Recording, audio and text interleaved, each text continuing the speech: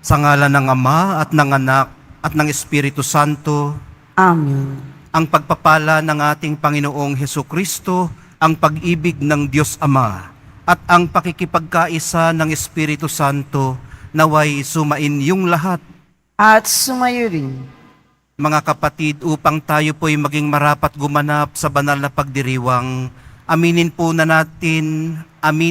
muna natin at pagsisihan ang ating mga kasalanan. Inaamin ko Sa makapangyarihang Diyos at sa inyong mga kapatid, na lubha ako nagkasala sa isip, sa salita at sa gawa, at sa aking pagkukulang. Kaya isinasamo ko sa mahal na Birheng Maria, sa lahat ng mga anghel at mga banal, at sa inyong mga kapatid, na ako'y panalangin sa Panginoong ating Diyos. kaawaan tayo ng makapangyarihang Diyos, patawarin sa ating mga kasalanan, at patnubayan sa buhay na walang hanggan. Amen. Panginoon, kaawaan mo kami. Panginoon, kaawaan mo kami. Kristo, kaawaan mo kami. Kristo, kaawaan mo kami. Panginoon, kaawaan mo kami. Panginoon, kaawaan mo kami. Papuri sa Diyos sa kaitaasan.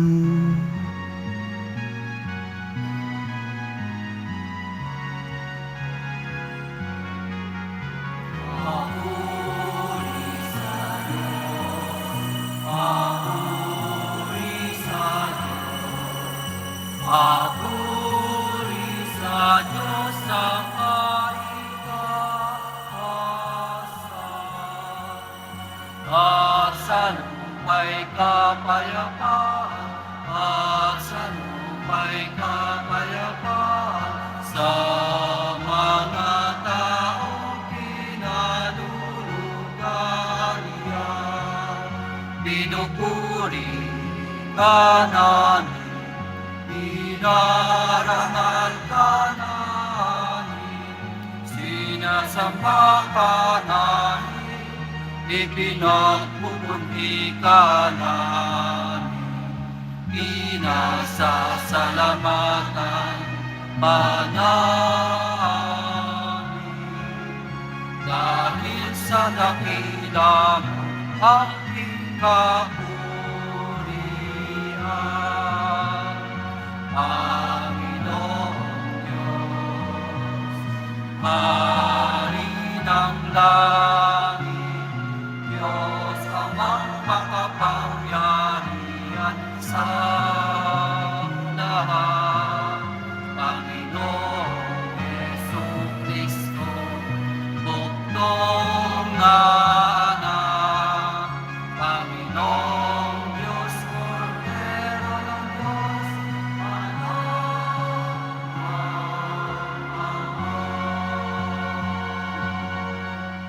Ikaw ang nag-aalis ng mga kasalanan ng sanlibutan. Maawa ka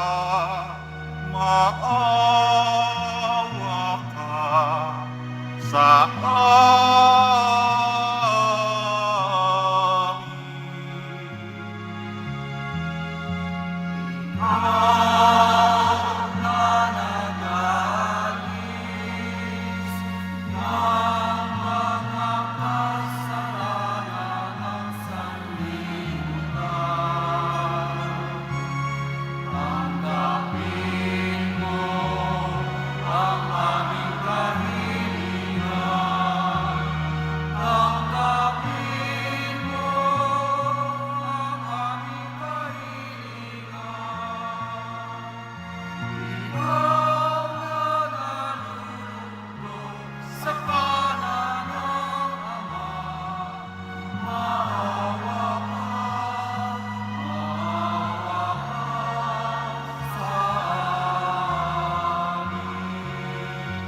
sapagkat ikaw lamang ang banal at ang pag-asasan. Ikaw lamang, O Kristo,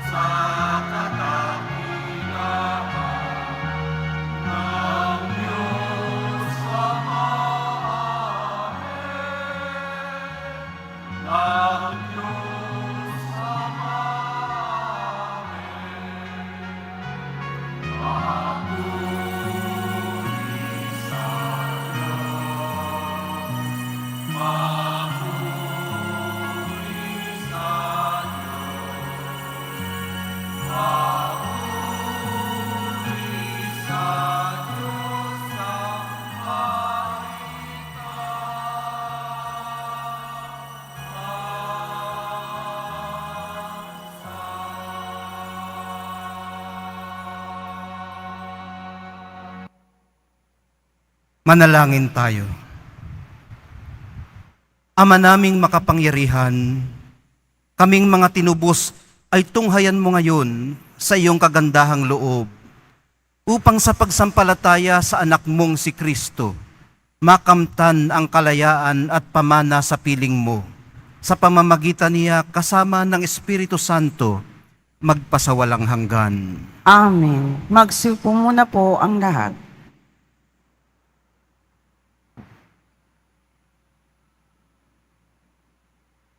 Pagbasa mula sa mga gawa ng mga apostol. Noong mga araw na iyon, pagdating ni Saulo sa Jerusalem, sinikap niyang mapabilang sa mga alagad doon. Ngunit ang mga ito ay takot sa kanya at hindi makapaniwalang isa siyang alagad. Subalit isinama siya ni Bernabe sa mga apostol. Isinalaysay niya sa kanila kung paano napakita ang Panginoon kay Saulo at nakipag-usap dito nang ito'y nasa daan. Sinabi rin niya, si Saulo'y buong tapang nanangaral sa Damasco sa pangalan ni Jesus at mula noon, si Saulo'y kasakasama nila sa Jerusalem at buong tapang nanangaral doon sa pangalan ng Panginoon. Nakipag-usap din siya at nakipagtalo sa mga Helenista, kaya tinangka nilang patayin siya. Nang malaman ito ng mga kapatid, dinala nila si Saulo sa Cesarea at pinauwi sa Tarso.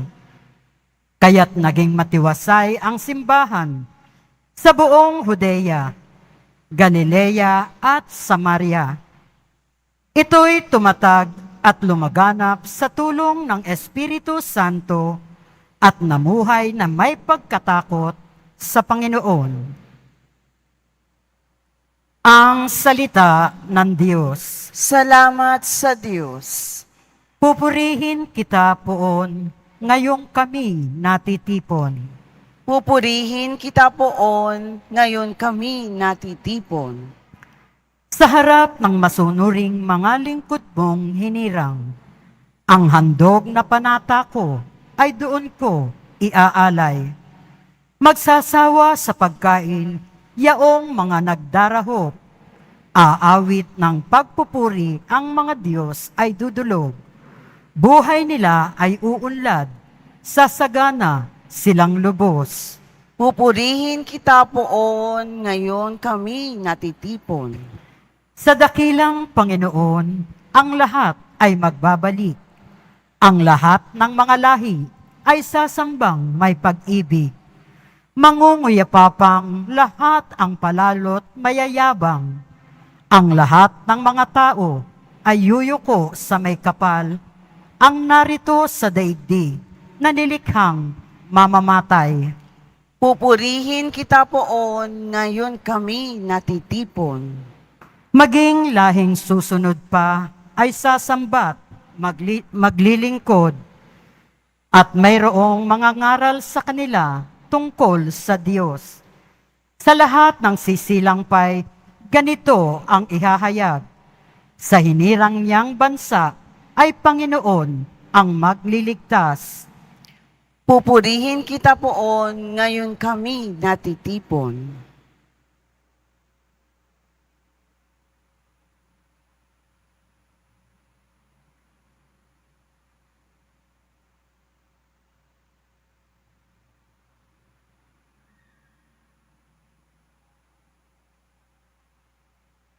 Pagbasa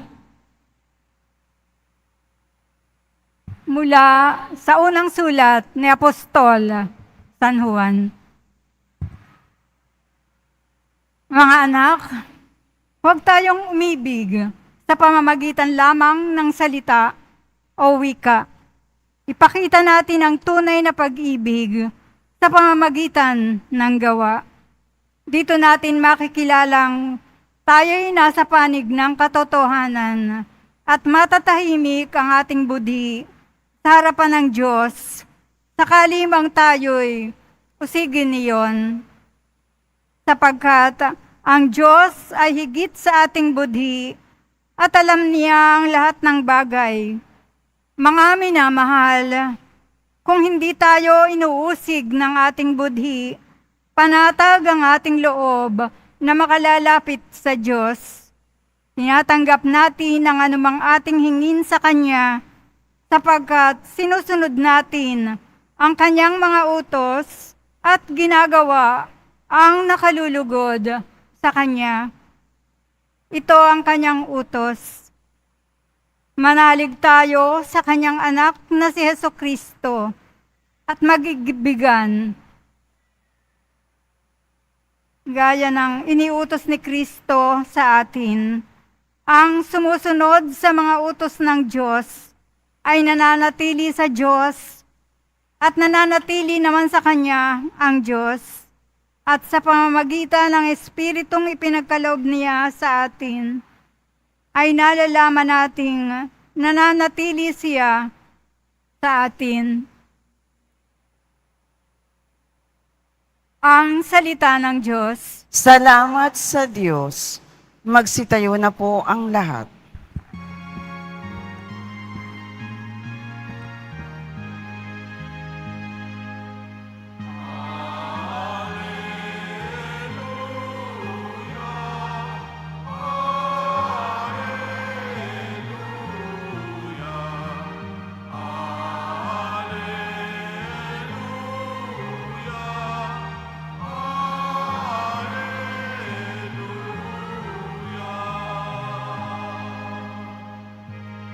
Sa poon ay manatili, siya'y sa atin lalagi, mamungang maluwalhati.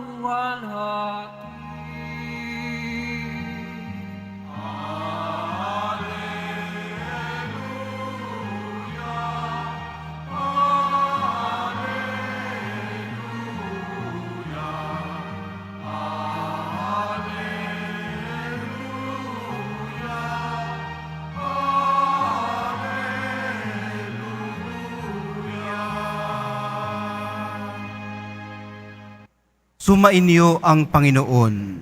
At sumayo rin. Ang mabuting balita ng Panginoon ayon kay San Juan. Papuri sa iyo, Panginoon.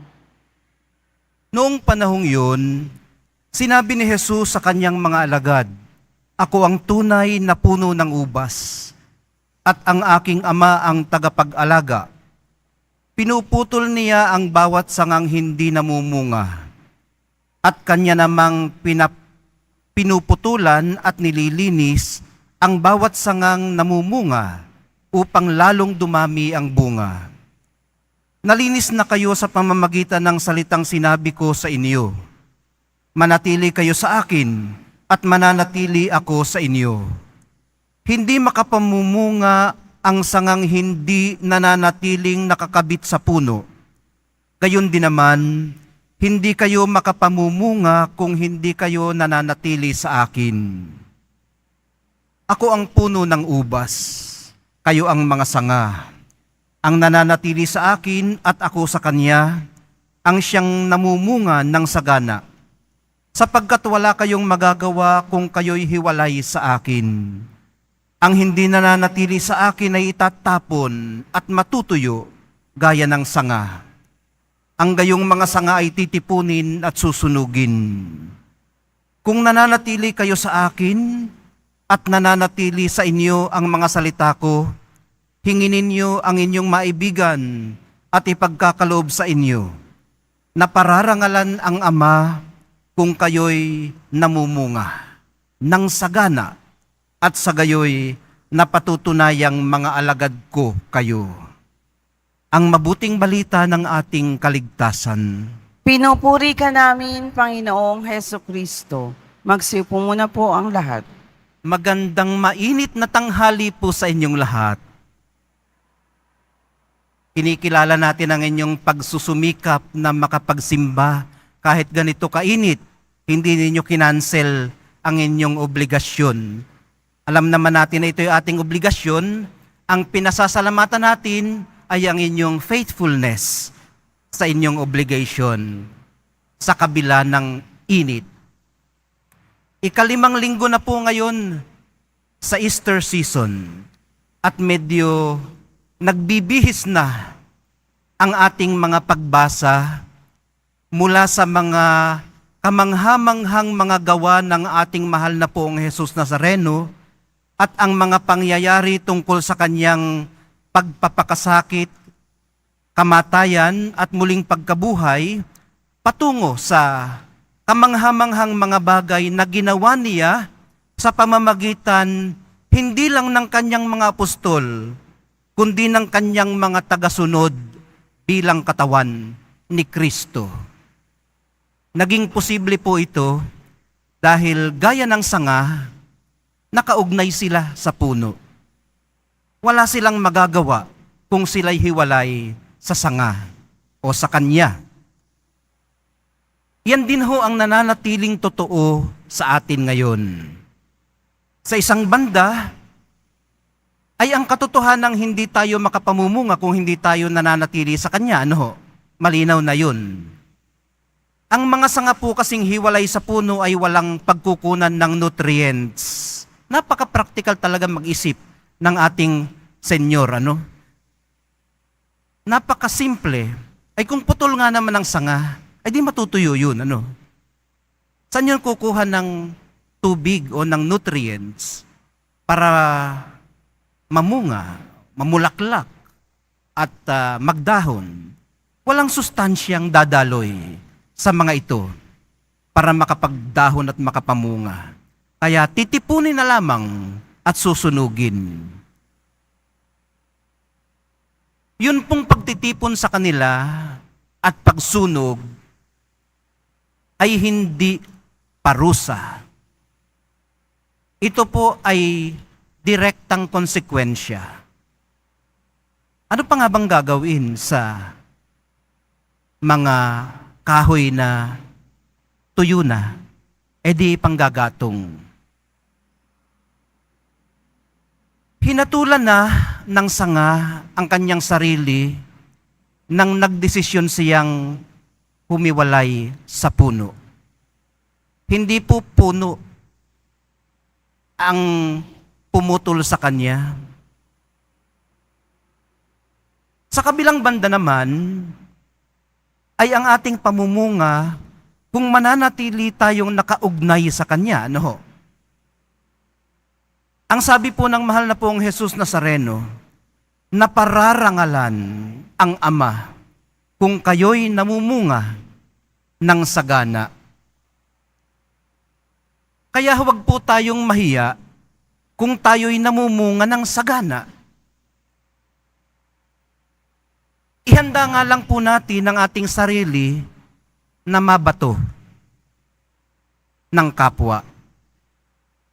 Tulad ng kumpol ng santol na naninilaw o ng mangga, pwede rin, naninilaw sa kahinugan. Kakainin ka nila.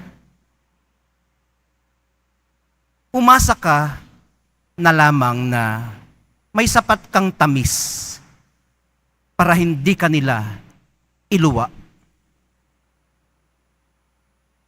Ganito po ang sinapit ni Apostol Pablo nang ipakilala siya ni Bernabe sa iba pang mga nauna ng mga apostol.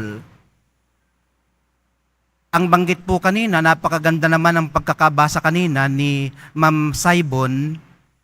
Sabi, sinikap niyang mapabilang. So, kapag ikaw ay nagsusumikap, ibig sabihin, nag-a-adjust ka doon sa iyong gustong kabilangan. So ginawa yun ni Apostol Pablo. Sinikap niya. Hinog na siya sa kanyang ministry. Ikinuwento ni Bernabe kung paano siya na-convert. Isa-isa pa niyang isinalaysay ang buo niyang mga ginawa, ang buong tapang, ang buong giting niyang mga ginawa para sa simbahan. Pero parang hindi iyon sumapat sa kanilang standards. Hindi umapela sa kanilang paningin. Bakit? Dahil takot po sila sa kanya. Akala siguro nila, siya pa rin si Saulo, ang nanunupil ng mga Kristiyano.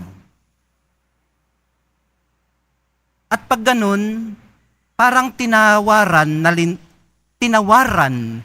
nila ang kapangyarihan, ang pagmamahal ng mahal na poong Jesus Nazareno na baguhin siya. Nauna na po kasi, naunahan na sila. Nauna nang nakaabot sa kanila ang kanyang reputasyon bilang, ayun nga, mapaniil, nang uusig, bago pa siya dumating doon at sikaping ibilang ang kanyang sarili sa kanila.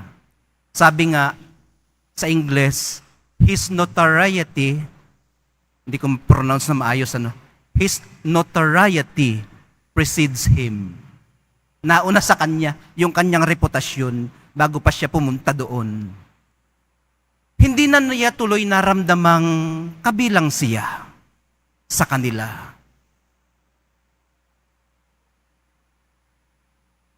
Hindi naman siya nagpanggap o kumilos na parang isang tupa. Siya pa rin yun. Yun pa rin naman ang kanyang pagkatao. Matapang, magiting. Hindi siya nagpakakimi o nagparang sheepish.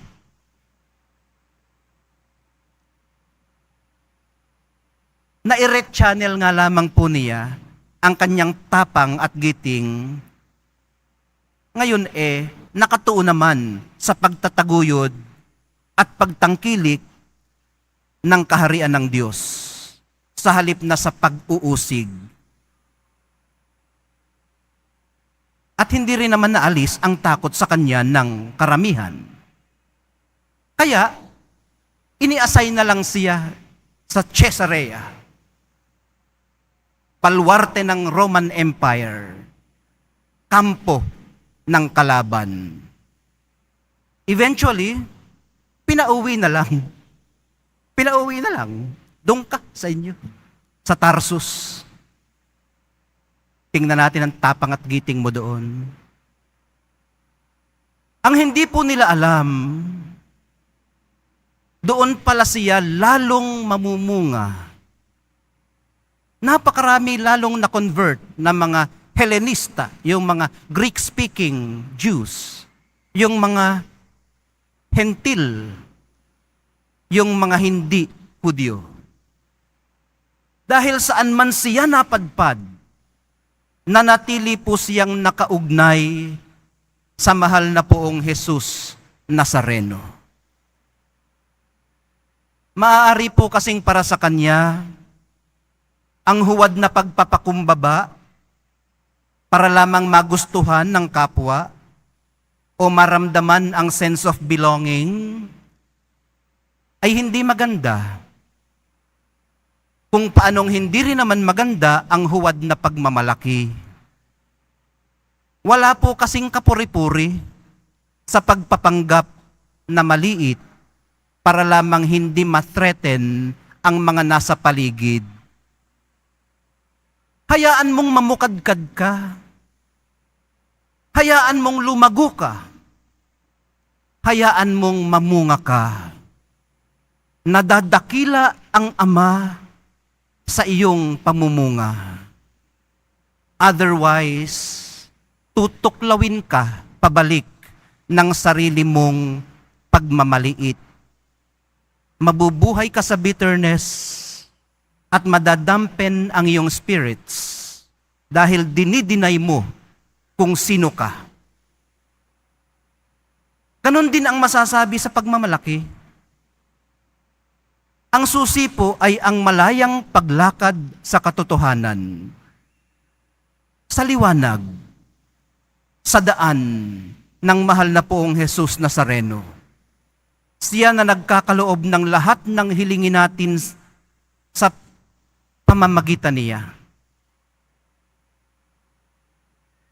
Ayon nga po kay Apostol San Juan, mga minamahal, kung hindi tayo inuusig ng ating budhi, panatag ang ating loob na makakalapit sa Diyos. Tinatanggap natin ang anumang ating hingin sa Kanya. Ayun baka kaya hindi natin natatanggap ang ating mga hinihiling sa Kanya, sa Ama, sa pamamagitan ng mahal na pong Jesus Nazareno, ay dahil may mga umuusig pa sa ating budhi. Ano kaya yung mga yon? Ano yung mga feeling guilty tayo? Ano yung mga ikinahihiya natin? Ano yung mga hadlang sa hayagan nating pakikiharap sa mahal na pong Jesus Nazareno? Ano itinatago natin sa Kanya? Sa pagpapatuloy po ng ating pagdalangin, minamahal kong mga kapatid, ialay natin sa Kanya, pati ang mga iyon. Hindi lamang yung ating best foot forward. Hindi lamang yung ating mga maipagmamalaki o mga mabubuti sa atin, kundi pati na rin ang mga iyon, yung mga umuusig sa ating budhi, ialay natin sa Kanya. Ialay na rin natin maging ang mga humihila sa atin, pabalik. Yung napakarami mga needs natin, napakarami nating needs. Kailangan nating maramdamang we belong. Kailangan nating ipaglaban ng ating side. Yung mga needs na yun, kailangan nating maramdamang ina-appreciate tayo, ina-affirm, ina-approve. Maging ang mga yun, ilapag natin sa dambana ng mahal na poong Jesus Nazareno. Hingin ang grasya ng kapanatagang hatid ng paglapit sa Kanya. Magsitayo na po ang lahat.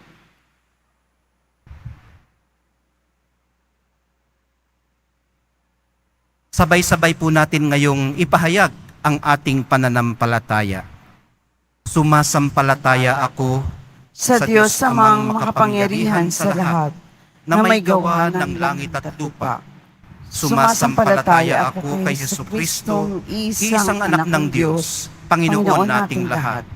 Nagkatawang tao siya, lalang ng Espiritu Santo, ipinanganak ni Santa Mariang Birhen, pinagpakasakit ni Poncio Pilato, ipinako sa krus, namatay, inilibing, nanaog sa kinaroroonan ng mga yumak, nang may ikatlong araw na buhay na maguli, umakyat sa langit, naluluklok sa kanan ng Diyos amang makapangyarihan sa lahat. Doon magmumulang paririto at huhukom sa nangabubuhay at nangamatay na tao. Sumasampalataya naman ako sa Diyos Espiritu Santo, sa banal na simbahang katolika, sa kasamahan ng mga banal, sa kapatawaran ng mga kasalanan, sa pagkabuhay na muli ng nangamatay na tao, at sa buhay na walang hanggan. Amen.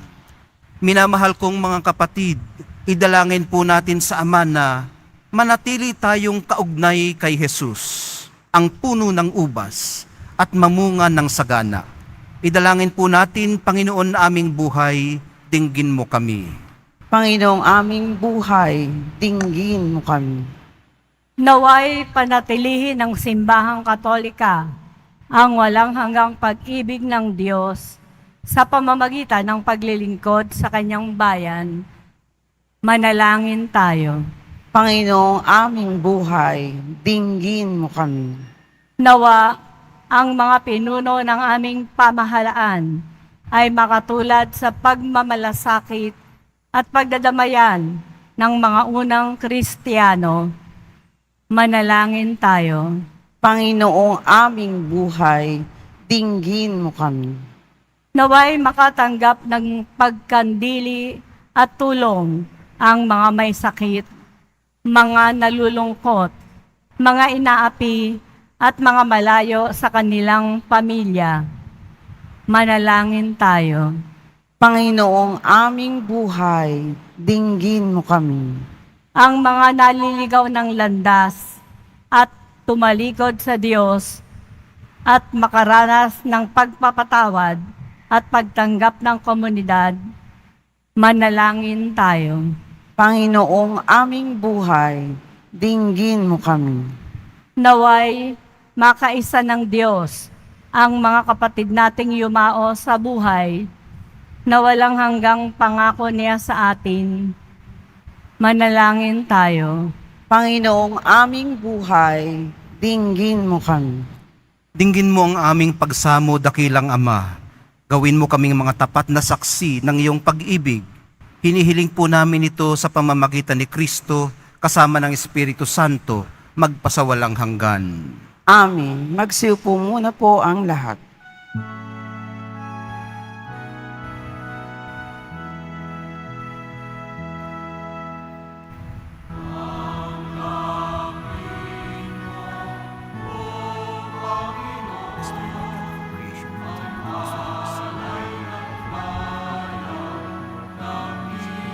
The bread of life.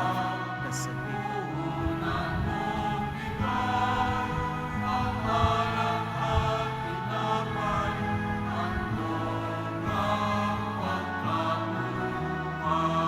Bless the Lord God of all creation, for through your goodness we have received the wine we offer you, fruit of the vine, Lord of the lands.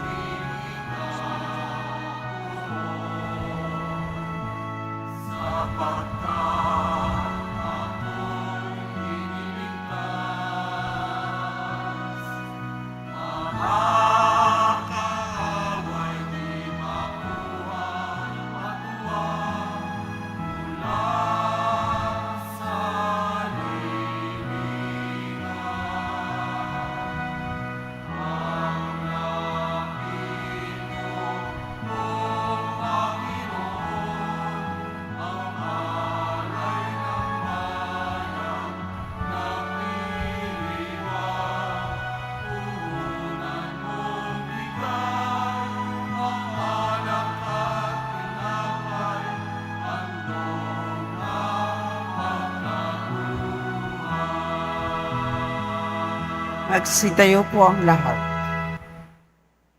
Manalangin po kayo mga kapatid upang itong ating paghahain ay kalugdan ng Diyos, Amang makapangyarihan. Tanggapin nawa ng Panginoon itong paghahain sa iyong mga kamay, sa kapurihan niya at karangalan, sa ating kapakinabangan at sa buong sambayanan niyang banal. Ama naming lumikha sa paghahain ng banal na pagpapalitan ng iyong mga kaloob at ng aming mga alay, kami pinapagsasalo mo sa iyong buhay na namumukod tangi at walang kapantay. Ipagkaloob mong ang aming pakikinabang sa iyong pakikisamang aming maaasahan ay siya ring umiral sa aming pamumuhay araw-araw sa pamamagitan ni Hesukristo kasama ng Espiritu Santo magpasawalang hanggan. Amen. Sumainyo ang Panginoon. At sumayo rin, Itaas sa Diyos ang inyong puso at diwa. itinaas na namin sa Panginoon. Pasalamatan natin ang Panginoong ating Diyos. Marapat na siya ay pasalamatan. Ama naming makapangyarihan, tunay ngang marapat na ikaw ay aming pasalamatan, ngayong ipinagdiriwang ang paghahain ng Mesiyas, ang maamong tupa na tumubos sa aming lahat. Ang katawan ng anak mong sa krus na bayubay ay handog ng pag-ibig na walang kapantay. Ito ang paghahaing ganap mong kinalugdan. Ito ang nilunggati ng dating pag-aalay. Ang buong sarili ng anak mong si Jesus ay inihain sa iyo upang kami ay matubos. Siya ang dambana at paring naghahandog. Siya pa rin ang tupang handog na ibinukod. Kaya kaisa ng mga anghel na nagsisiawit ng papuri sa iyo, nang walang humpay sa kalangitan, kami nagbubunyi sa iyong kadakilaan.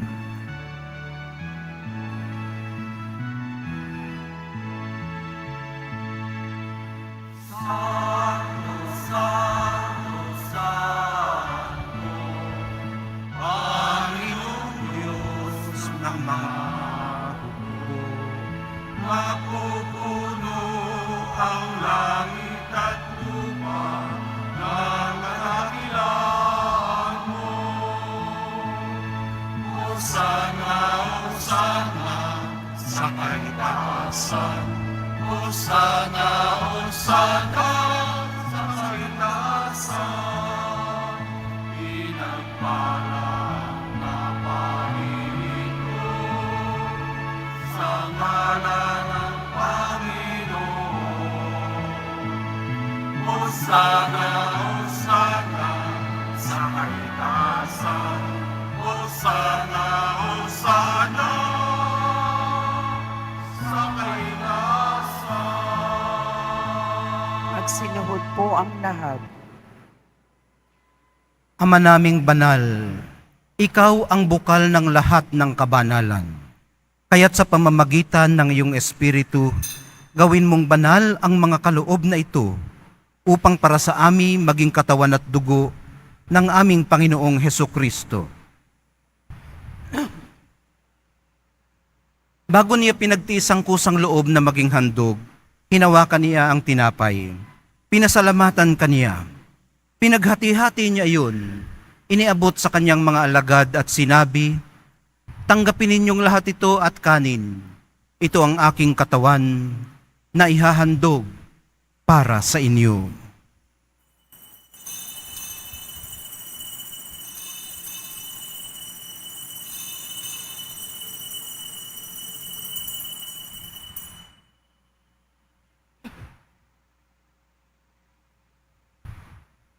Gayon din naman noong matapos ang hapunan, hinawakan niya ang kalis.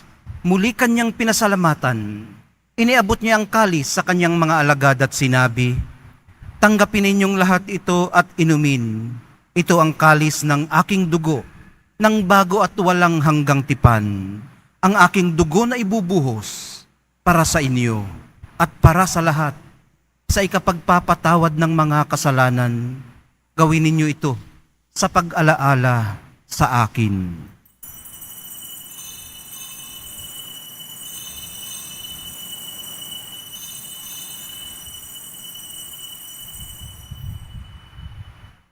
Magsitayo po ang lahat. Ipagbunyin natin ang misteryo ng pananampalataya. Si Kristo'y namatay, si Kristo'y nabuhay, si Kristo'y babalik sa wakas ng panahon. Ama, ginagawa namin ngayon ang pag-alala sa pagkamatay at muling pagkabuhay ng iyong anak. Kaya't iniaalay namin sa iyo ang tinapay na nagbibigay buhay at ang kalis na nagkakaloob ng kaligtasan. Kami nagpapasalamat dahil kami iyong minarapat na tumayo sa harap mo para maglingkod sa iyo. Isinasamo namin kaming magsasalo-salo sa katawan at dugo ni Kristo ay mabuklod sa pagkakaisa sa pamamagitan ng Espiritu Santo. Ama, lingapin mo ang iyong simbahang laganap sa buong daigdig. Puspusin mo kami sa pag-ibig, kaysa ni Francisco na aming Papa at ni Jose na aming Obispot ng Tanang Kaparian.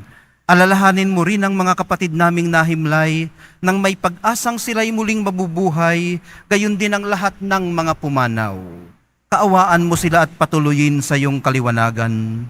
Kaawaan mo't pagindapatin kaming lahat na makasalo sa iyong buhay na walang wakas.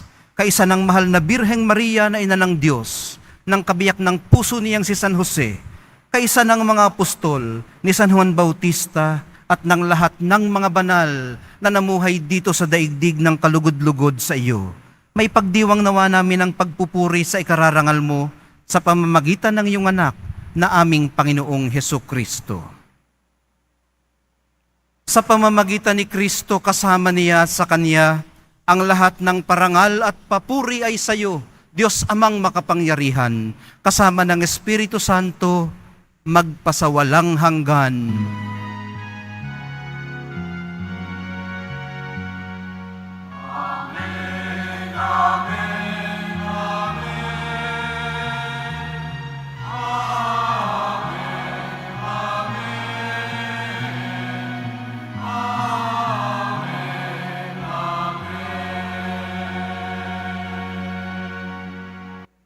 Sa tagubili ng mga nakagagaling na utos at sa turo ni Jesus na Panginoon natin at Diyos, ipahayag po natin ng lakas loob. Ama namin, sumasalangit ka, sambahin ang ngalan mo, mapasa amin ang kaharian mo, sundin ang loob mo dito sa lupa para ng sa langit. Bigyan mo kami ngayon ng aming kakanin sa araw-araw, at patawarin mo kami sa aming mga sala, para ng pagpapatawad namin sa nagkakasala sa amin, at huwag mo kami ipahintulot sa tukso, at iadya mo kami sa lahat ng masama. Hinihiling po namin kami iadya sa lahat ng masama. Pagkalooban ng kapayapaan araw-araw, iligtas sa kasalanan, at ilayo sa lahat ng kapahamakan, samantalang aming pinananabikan ang dakilang araw ng pagpapahayag ng tagapagligtas naming si Heso Kristo. Sapagkat iyo ang kaharian at ang kapangyarihan at ang kapurihan magpakailanman. Amen. Panginoong Heso Kristo, sinabi mo sa iyong mga apostol, kapayapaan ang iniiwan ko sa inyo, ang aking kapayapaan ang ibinibigay ko sa inyo. Tunghayan mo ang aming pananampalataya at huwag ang aming pagkakasala. Pagkalooban mo kami ng kapayapaan at pagkakaisa ayon sa iyong kalooban, kasama ng Espiritu Santo, magpasawalang hanggan. Amen. Ang kapayapaan ng Panginoon ay laging sumainyo. At sumayo rin. Magbigayan po kayo ng kapayapaan sa isa't isa. Kordero ng Diyos na nag-aalis ng mga kasalanan ng sanlibutan, maawa ka sa amin. Kordero ng Diyos na nag-aalis ng mga kasalanan ng sanlibutan, maawa ka sa amin. Kordero ng Diyos na nag-aalis ng mga kasalanan ng sanlibutan, ipagkaloob mo sa amin ang kapayapaan. Magsiluhod po ang lahat.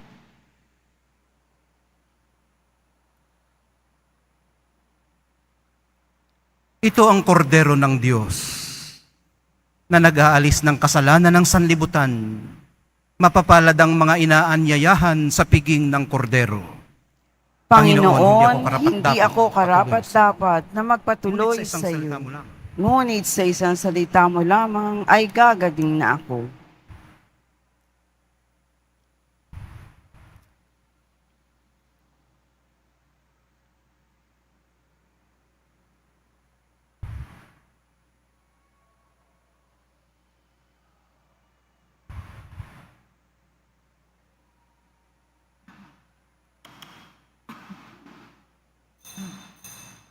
Para sa lahat ng tatanggap ng banal ng komunyon, sasagot po tayo ng amen pagkasabi ng pari o ng lay minister ng katawan ni Kristo at isubo agad sa bibig bago umalis sa harapan ng pari o ng lay minister. Sumunod po tayo.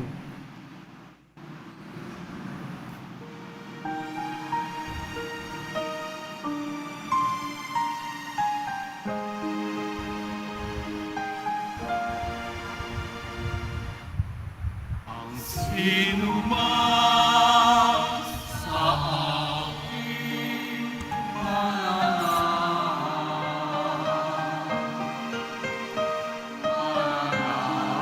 mananalangin ako sa Kanya.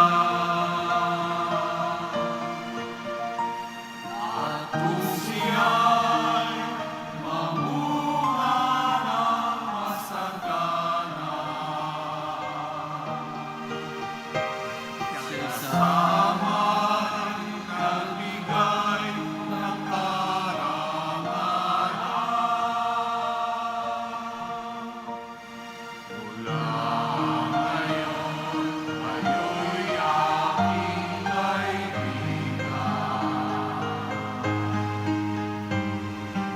Kinamusan, ilimat ka, Ama.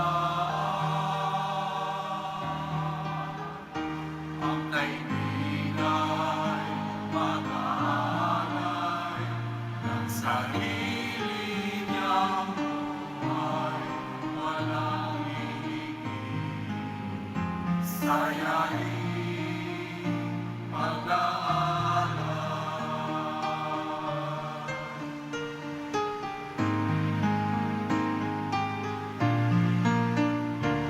Kung paano mahal ako ng aking Ama,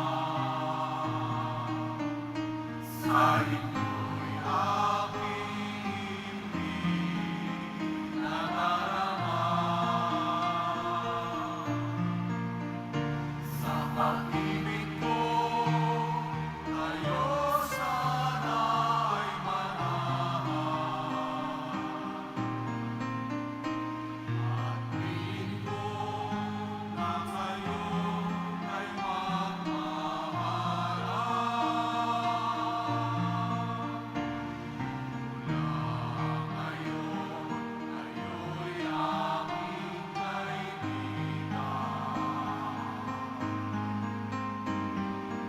Kinamusan, ilimat ka, Ama. Ang kaibigan mag-aalay ng sarili niyang buhay, walang hihigit. Sayahin mag-aalay.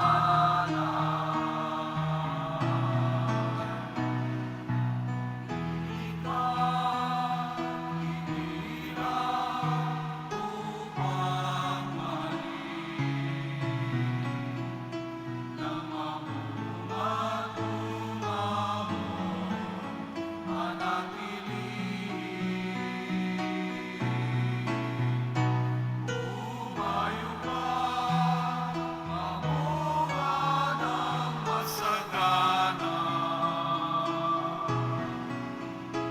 Magalakad walang